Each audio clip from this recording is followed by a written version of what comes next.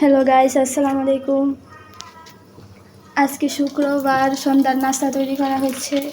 এদিকে আমার দাদি ফুচকা ভাজতেছে,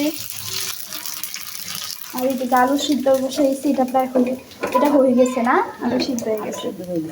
আর ফুচকাগুলো ভাজে নিচ্ছি এখন, পরে আলু ভর্তাটা বানায় তারপর ফুচকা আপনাদের সাথে শেয়ার করবো, আপনারা আমাদের পাশে থাকেন। কীভাবে ফুচকা বানাই, আমরা কীভাবে বানাই তৈরি করে খাই সেটা আপনাকে দেখাবো। এইদিকে আমাদের সব কিছুই রেডি করা হচ্ছে। যে এদিকে ফুচকা ভাজা শেষ, এদিকে আলুর ভর্তার জন্য পেঁয়াজ মরিচ কাটা হয়েছে, এখানে টকের তেঁতুল বানানো হয়েছে, এখানে ম্যাগি মশলা দেব, একটু ডিম পাতা দেব আর মরিচ দেব। ফুচকা বানানো প্রায় শেষ, সবাই ওদের আগ্রহে বসে আছে ফুচকা খাবে বলে। আমরাও সব কিছু রেডি করে ফেলছি। আপনারা কে কে ফুচকা খাবেন চলে আসেন।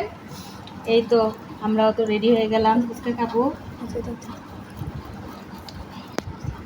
কার কার বেশি ফুচকা পছন্দ করেন, ভালো ভালো করে বানাইতে পারছি কিনা একটু সবাই কমেন্ট একটু জানায়েন। আর আপনারা কীভাবে বানায় খান সেটাও আমাকে একটু জানায়েন, দেখায়েন। এই আর কি বলবো, পাশে থাকেন আমাদের। আমরা এখন ফুচকা খাই সবাই মিলে, আমাদের জন্য সবাই দোয়া করবেন। আল্লাহ হাফেজ।